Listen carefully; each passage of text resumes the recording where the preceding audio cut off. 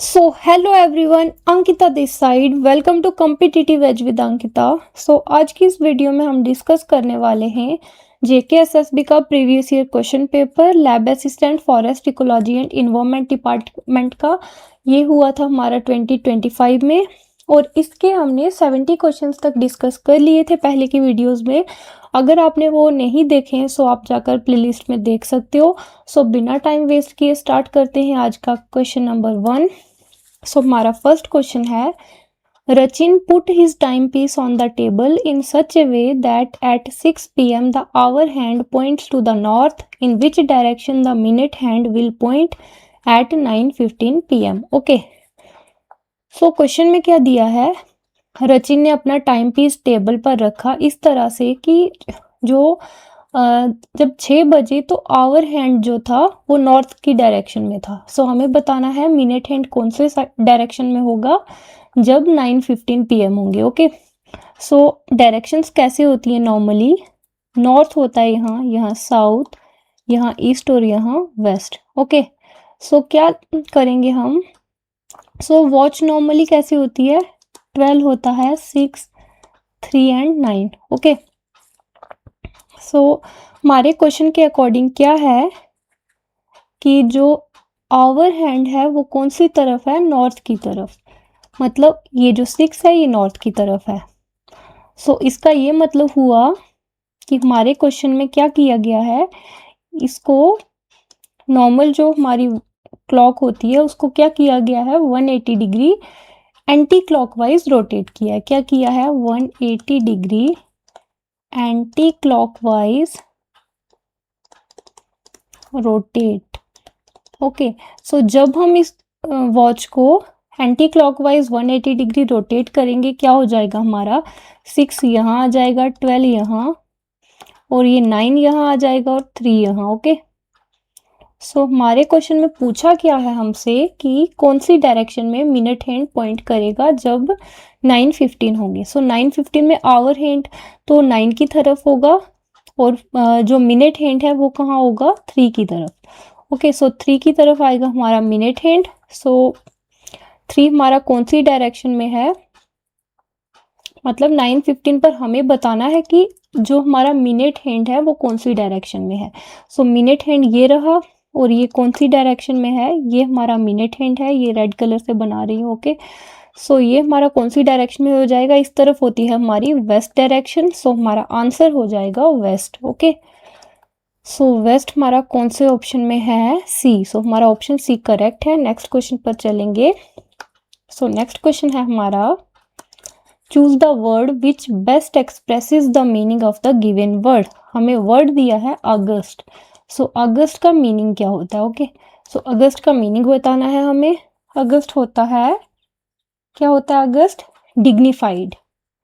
अगस्त होता है हमारा डिग्निफाइड बोल सकते हो, ग्लोरीफाइड बोल सकते हो। ओके, सो ये हमारे ए ऑप्शन में ही दिया है और बाकी दिए हैं हमें पैटी। पैटी होता है लिटिल इंपॉर्टेंस, किसी चीज की लिटिल इंपॉर्टेंस हो। ओके, सो ये एक तरह से हमारा क्या हो जाएगा, पैटी जो है हमारा एंटोनियम आ जाएगा, मतलब ऑपोजिट आ जाएगा अगस्त का। कॉमन होता है ऑर्डिनरी। सो ये सब क्या आगे हमारे रिडिक्यूलस होता है, मतलब समथिंग अगली कह सकते हैं। सो ये तीनों एक तरह से क्या आ जाएंगे हमारे, ये एंटोनियम हो जाएंगे अगस्त के। ओके, सो नेक्स्ट क्वेश्चन पर चलेंगे। अगला क्वेश्चन है, one morning Umran and Abul were talking to each other face to face at a crossing. If Abul's shadow was exactly to the left of Umran, which direction was Umran facing. So इस question में हमें क्या बताना है, वन मॉर्निंग कि एक सुबह का टाइम था, तब क्या था, उमरान और अबुल एक दूसरे से बात कर रहे थे, एक दूसरे की तरफ टर्न किए हुए थे और लिखा है कि अगर अबुल की डायरेक्शन शैडो जो है वो उमरान की लेफ्ट डायरेक्शन में पड़ी, सो जो उमरान है वो कौन सी डायरेक्शन को फेस कर रहा था। सो नॉर्मली डायरेक्शंस कैसे लिखते हैं हम, नॉर्थ यहाँ होता है, साउथ, ईस्ट और वेस्ट। ओके, सो यहाँ क्या दिया है हमारे क्वेश्चन में कि सुबह का टाइम था, सुबह का टाइम था, इसका मतलब क्या है, हम यहाँ लिख सकते हैं सुबह का टाइम था तो हमारा सन ईस्ट से आ रहा था। ओके, सो यहाँ पर हम सन बना लेते हैं। ओके, सो ये आ गया हमारा सन। सुबह का टाइम था और सुबह के टाइम पे हमारी जो भी शेडो बनती है वो इस तरफ बनेगी। ओके, सो क्या हुआ, यहाँ हमारे क्वेश्चन में दिया है कि अबुल और उमरान एक दूसरे की तरफ मुड़े हुए थे। सो फ्रंट और बैक में अगर हमें दिया होता, जैसे ये अगर ऐसे खड़े होते अबुल और उमरान, तो शेडो कैसे पड़नी थी, या तो फ्रंट में पड़नी थी या फिर बैक में पड़नी थी। ओके, सो हमारे क्वेश्चन में दिया है लेफ्ट और राइट में पड़ रही है, इसलिए हम क्या कह सकते हैं कि जो अबुल और उमरान थे वो कैसे खड़े हुए होंगे, इस तरह से। ओके, सो हमारे क्वेश्चन में है कि अबुल की शेडो लेफ्ट में पड़ रही थी उमरान के। सो शेडो इस तरफ बनेगी, शेडो जो होगी इस तरफ आएंगी। ओके, सो लेफ्ट में, सो इसके इस तरफ बनेगी, सो क्या आ जाएगा, ये राइट होगा। पर शेडो जो है अबुल की वो उमरान के लेफ्ट में पड़ रही थी, इस तरफ शेडो बन रही थी। इसका मतलब ये हमारा कौन हो गया, ये हो गया उमरान। ओके, सो ये कौन हो जाएगा, ये हो जाएगा अबुल। सो हमें पूछा है कि उमरान कौन सी डायरेक्शन की तरफ फेस कर रहा था। सो उमरान हमारा इस तरफ मुड़ा था, सो ये कौन सी डायरेक्शन हो जाएगी, नॉर्थ। ओके, सो हमारा आंसर आ जाएगा नॉर्थ, जो दिया है ऑप्शन डी में। सो ऑप्शन डी हमारा करेक्ट हो जाएगा। नेक्स्ट क्वेश्चन पर चलते हैं। इस क्वेश्चन में क्या है, यहाँ हमें दिया है फिगर। ओके, सो क्या दिया है हमें, ये जो है हमारा स्क्वायर है, रेक्टेंगल है, जो भी है। सो ये क्या है, ये इस तरफ आ रहा है और यहाँ जो था हमारा ट्रायंगल वो यहाँ आ गया। ओके, फिर नेक्स्ट क्या हो रहा है, जैसे यहाँ ये साइन ऑफ इंटेरोगेशन था, ये यहाँ आ गया और ये जो था हमारा स्क्वायर, ये यहाँ आ गया। सो नेक्स्ट फिगर में क्या है, ये जो है हमारा इक्वल्स टू वो यहाँ आ जाएगा और साइन ऑफ इंटेरोगेशन यहाँ, देन क्या हो जाएगा हमारा क्रॉस यहाँ आ जाएगा और इक्वल्स टू यहाँ। तो हमें इसका आंसर बताना है। सो कैसे बनेगा, सो इसके बाद क्या होगा, ये जो ट्रायंगल है इस तरफ आएगा।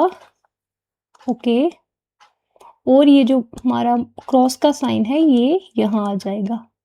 ओके, सो ये कौन से ऑप्शन में दिया है, ट्रायंगल इस तरफ।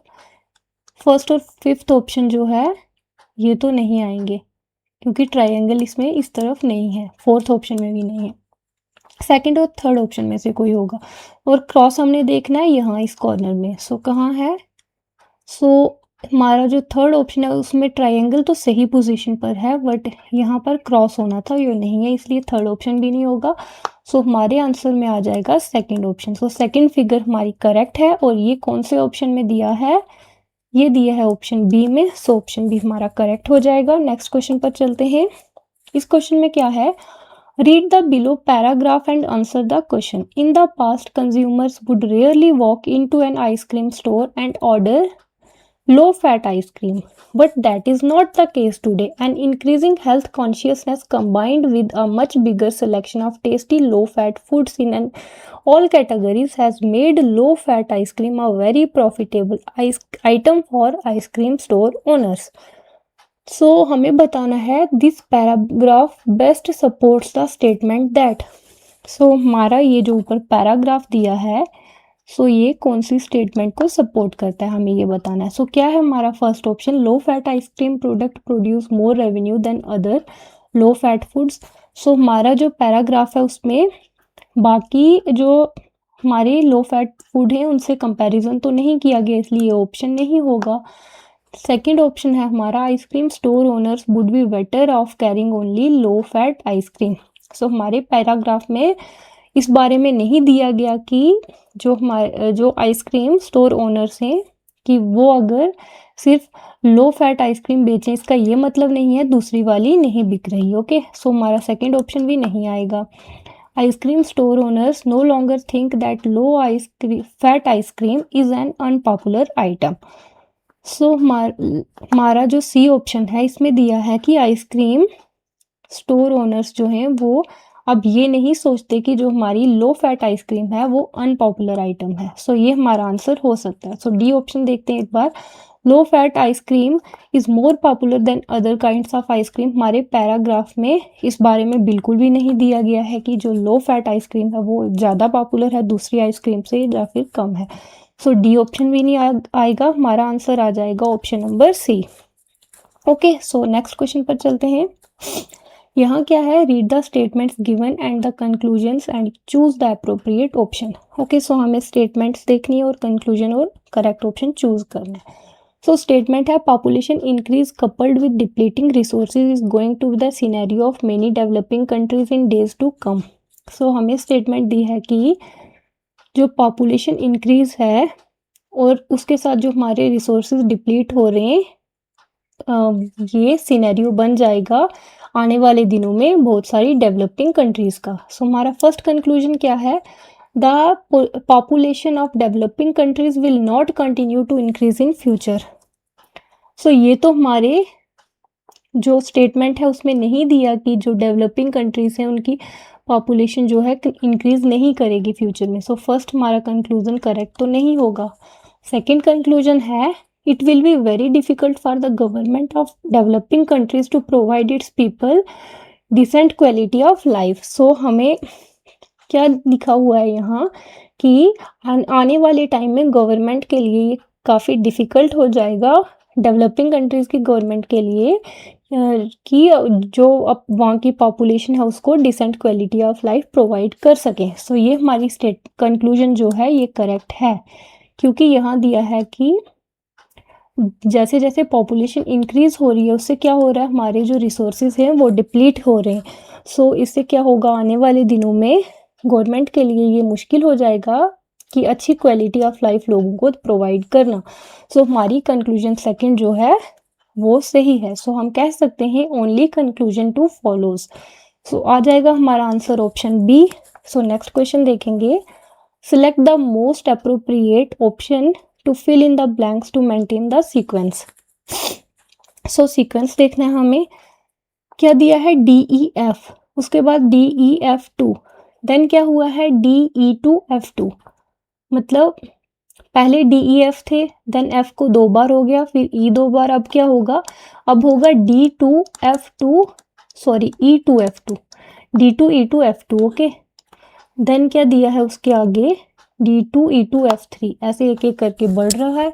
सो हमारा आंसर आ जाएगा D2E2F2 जो दिया है ऑप्शन डी में। सो ऑप्शन डी हमारा करेक्ट हो जाएगा। नेक्स्ट क्वेश्चन देखेंगे, pointing to a photograph Vajpayee said he is the son of the only daughter of the father of my brother, how Vajpayee is related to the man in the photograph। so किसी photo की तरफ इशारा करके वाजपेयी कहता है कि वो बेटा है किसका, only daughter of the father of my brother, कि वाजपेयी का जो भाई है उसके पापा की ओनली डॉटर, इसका मतलब वाजपेयी की बहन हुई। सो बहन का बेटा क्या लग जाएगा उसका, वाजपेयी की जो बहन है उसका बेटा उसका क्या होगा, उसका हो जाएगा नेफ्यू। हमें पूछा है कि वाजपेयी उसका क्या लगेगा, सो वो क्या लग जाएगा, मैटरनल अंकल। सो ऑप्शन डी हमारा करेक्ट हो जाएगा।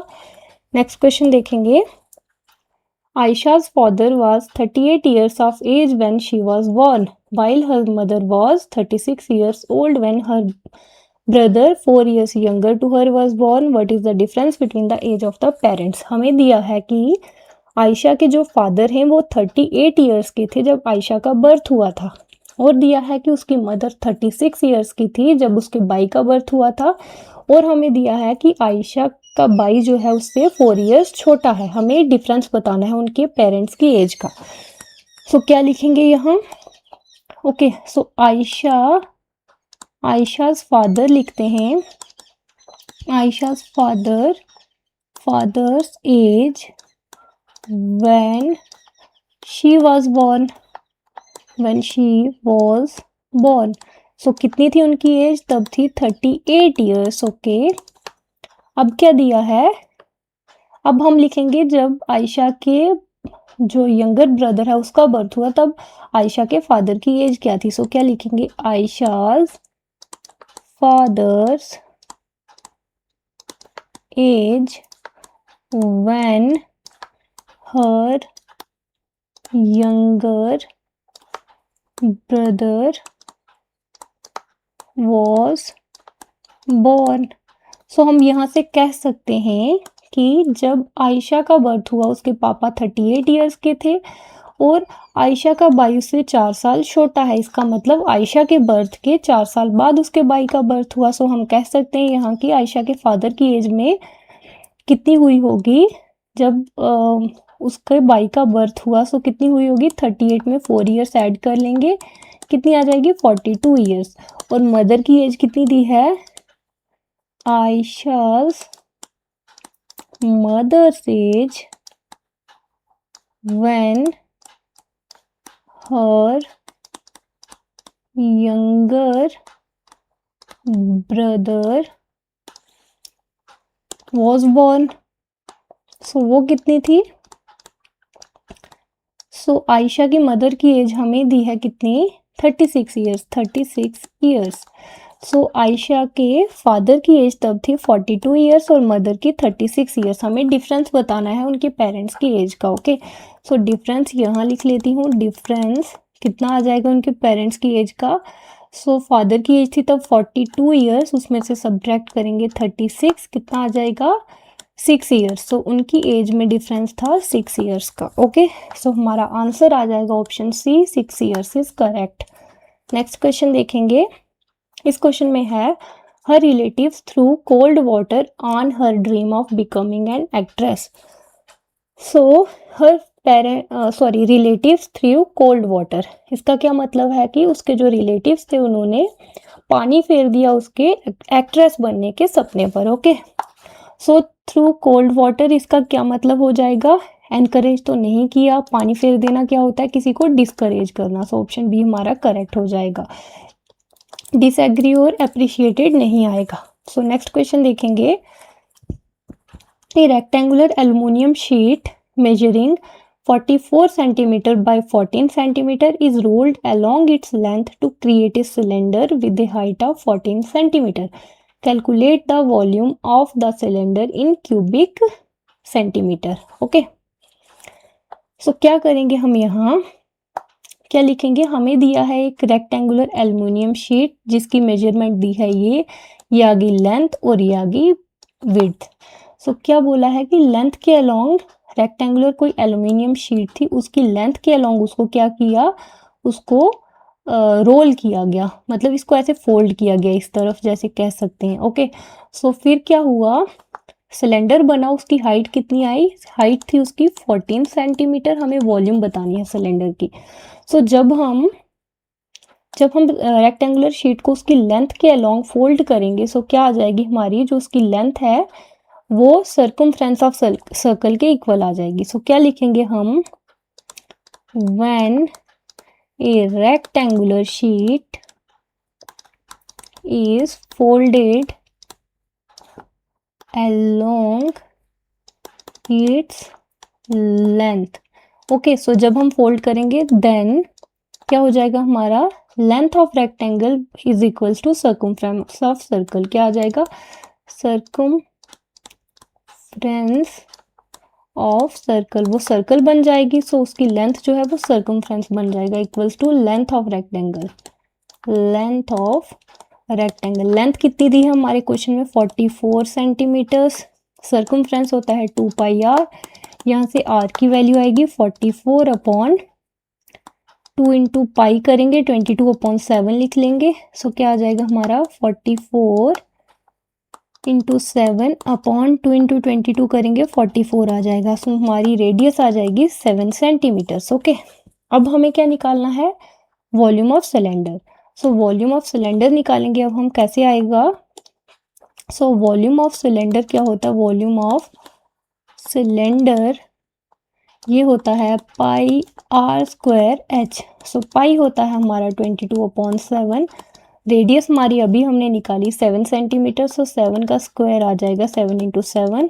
हाइट हमारी दी है 14 कितनी दी है 14 सेंटीमीटर। सो यहाँ हम लिखेंगे 14। सो क्या होगा, 7 2 हो जाएगा 14।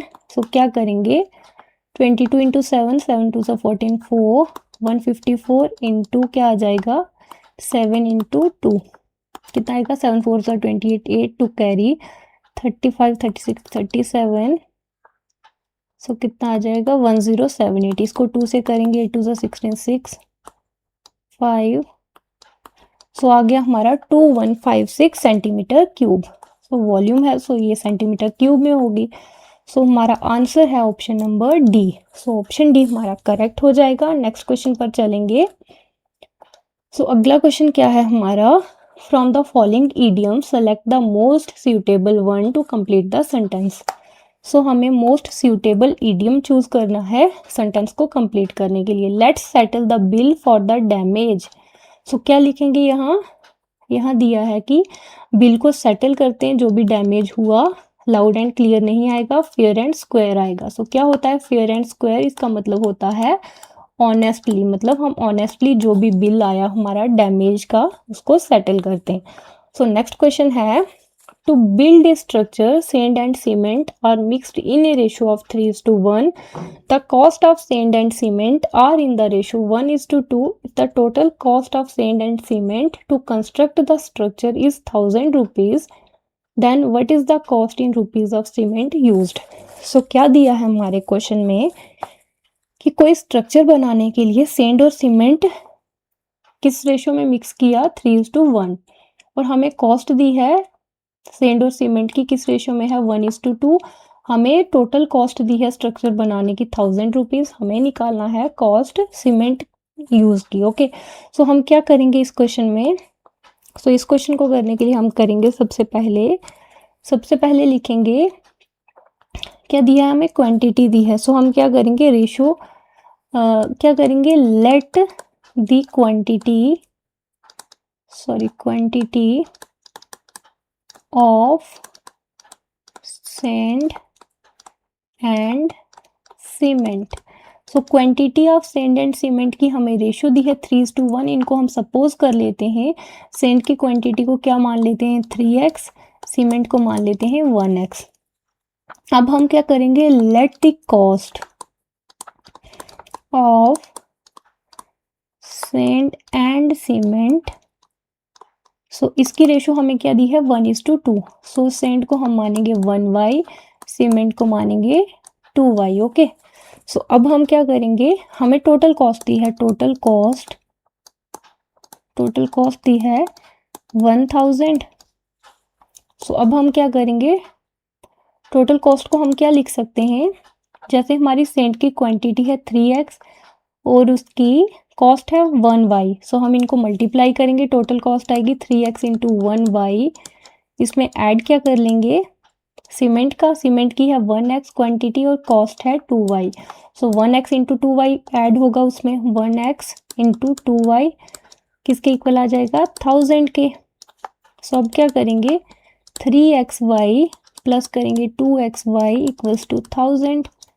सो यहाँ से आ जाएगा 5xy equals to 1000। So xy की वैल्यू हमारी आ जाएगी कितनी, 1000/5 करेंगे कितनी आ जाएगी 200। ओके, सो 200 आ गई हमारी xy की वैल्यू। सो हमें निकालना है कॉस्ट ऑफ सीमेंट यूज्ड। सो क्या करेंगे, cost of cement used.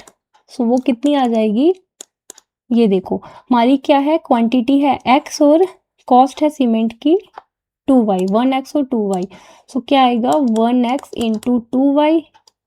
Okay, सो कितना आ जाएगा 2xy, ये कॉस्ट है और xy की वैल्यू अभी आई 200। सो क्या करेंगे हम 2 इंटू 200 करेंगे, आ जाएगा हमारा 400। सो 400 है हमारा cost of the cement used. So हमारा आंसर हो जाएगा 400 रुपीज़। सो ऑप्शन ए हमारा करेक्ट है। नेक्स्ट क्वेश्चन पर चलेंगे। सो इस क्वेश्चन में क्या है, स्टेटमेंट और कंक्लूजन दिए हैं। ओके, सो क्या करना है हमें दिया है कि all bacteria are microorganisms. Okay, so ये आगे हमारे बैक्टीरिया, वेन डायग्राम बनाते हैं। ओके, सो ये आगे हमारे माइक्रो ऑर्गेनिजम्स बड़े वाले। ओके, और क्या दिया है, all pathogens are microorganisms. So सब पैथोजन जो हैं वो माइक्रो ऑर्गेनिजम्स हैं। कंक्लूजन क्या है, सम पैथोजेंस आर, ये बड़ा वाला सर्कल हमारा माइक्रो ऑर्गेनिजम्स है, माइक्रो ऑर्गेनिजम्स ओके, सो क्या है ये दिया है हमें कंक्लूजन 1 में, सम पैथोजेंस आर बैक्टीरिया। हमें लिखा है यहाँ की सम पैथोजेंस आर बैक्टीरिया। सो ऐसा पॉसिबल है क्या? सो हमारी वेन डायग्राम के अकॉर्डिंग हम नहीं कह सकते कि कुछ पैथोजन बैक्टीरिया हैं या नहीं है। और सेकंड क्या दिया है हमें? सेकंड दिया है हमें ऑल पैथोजेंस और नॉट बैक्टीरिया। सो सब पैथोजन बैक्टीरिया नहीं है, हम ये भी नहीं कह सकते, कुछ हो भी सकते हैं। इसलिए हम आंसर क्या देंगे? Neither conclusion 1 nor conclusion 2 is correct. So option D हमारा करेक्ट हो जाएगा। नेक्स्ट क्वेश्चन पर चलेंगे। अगला क्वेश्चन है the ratio of boys to girls in an institute is 7:3 among the options below an acceptable value for the total number of students in the class is। Okay, so ratio दी है हमें कितनी? 7:3। सो ये है boys की, ये है girls की। सो हम मान लेते हैं, लेट कर लेते हैं, बॉयज़ कितने हैं? 7x, गर्ल्स कितनी हैं? गर्ल्स हो जाएंगी हमारी 3x। हमें निकालना है total number of students. Okay, so total number of students, so ये किसके इक्वल आएगा? ये 7x प्लस 3x। सो कितना आ जाएगा? 10x। सो अब x की कोई भी वैल्यू हो, हम 1 रखें तो 10 आएगा, अगर x 2 आएगा तो 20, इस तरह से आएगा। सो हमारी वैल्यू जो भी आएगी वो किस में आएगी? Multiple of 10। क्या आ जाएगी? Multiples of 10। Okay, multiples of 10 में आएगी हमारी वैल्यू। सो हमारे ऑप्शंस में मल्टीपल ऑफ 10 में एक ही आंसर है, वो है 50। इसका मतलब x अगर 5 होगा सो वैल्यू हमारी आ जाएगी 50।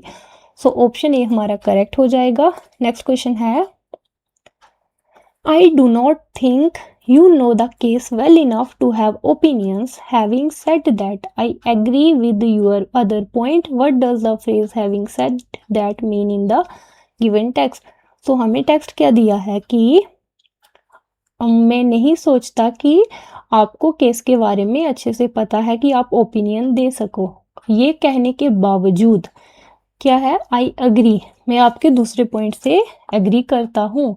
सो क्या है? हैविंग सेड दैट का हमें मतलब बताना है। सो इसका मतलब क्या है कि despite what I have said, मैंने जो भी कहा उसके कहने के बावजूद। सो हमारा आंसर आएगा option B. So next question है based only on the truth of the statement some humans are intelligent, which one of the following options can be logically inferred with certainty?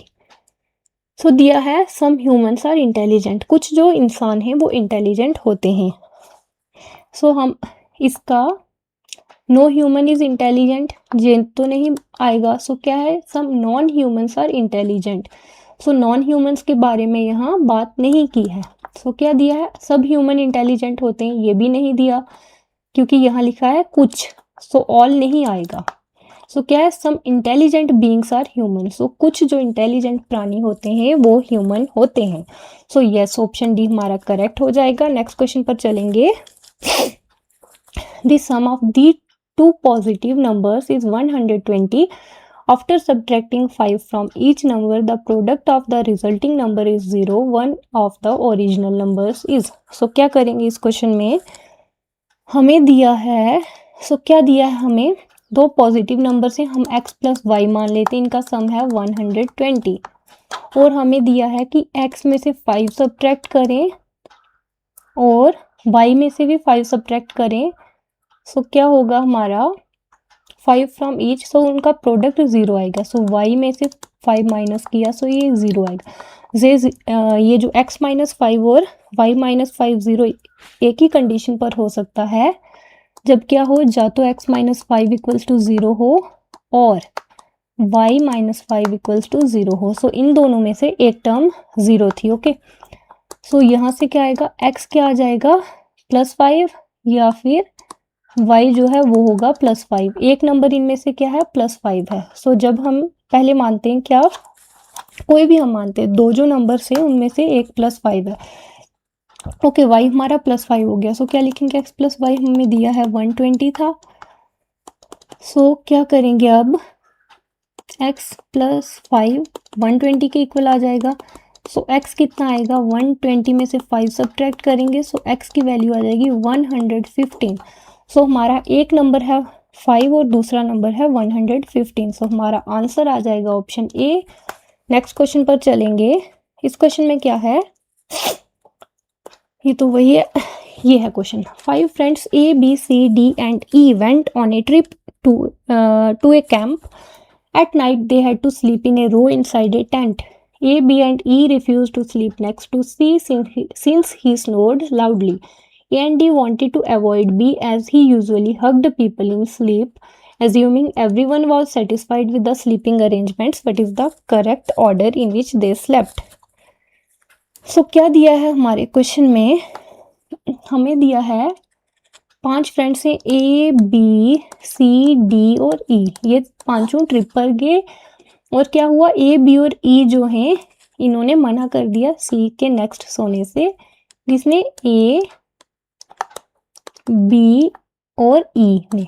Okay, so ये क्या है, C के ना इस तरफ सोएंगे ना इस तरफ। ओके, और क्या दिया है, ए और डी ने बी को भी अवॉइड किया क्योंकि वो हग करता था लोगों को सोते टाइम। ओके, सो ए और डी जो हैं ये बी के भी एक भी तरफ नहीं आएंगे। ओके, अब हमें बताना है कि वो किस तरह से सोए होंगे। ओके, सो सी के एक भी साइड ए बी ई नहीं आएगा, सो हम ऑप्शंस में देखेंगे। सो हमारा फर्स्ट ऑप्शन जो है इसमें सी के साथ बी आ रहा है, इसलिए फर्स्ट ऑप्शन नहीं होगा करेक्ट। सी के एक भी साइड ए बी ई में से कोई भी नहीं होना चाहिए। ओके, सो सेकेंड ऑप्शन देखेंगे, सी के साथ ए आ रहा है, सो ये भी गलत है। और क्या है, ओके, सी के साथ डी है, डी आ सकता है सी के साथ, यस। और क्या है, ए और डी बी के साथ नहीं आने चाहिए, सो सी ऑप्शन हमारा करेक्ट हो सकता है। एक बार डी भी देखते हैं। सो डी ऑप्शन में सी के साथ ए आ रहा है, इसलिए डी ऑप्शन भी नहीं होगा, हमारा आंसर आ जाएगा option number C. Next question देखेंगे। The film was funny and I क्या आ जाएगा, जो फिल्म थी वो फनी थी और मैं खुद को हंसने से नहीं रोक पाया, so I could not help laughing, option B हमारा करेक्ट है। नेक्स्ट क्वेश्चन देखेंगे। सॉरी, इतने ही थे क्वेश्चन आज के। सो आज की वीडियो के लिए इतना ही रखते हैं। अगर वीडियो अच्छी लगी हो so please like, comment, share and subscribe. Thank you so much for watching.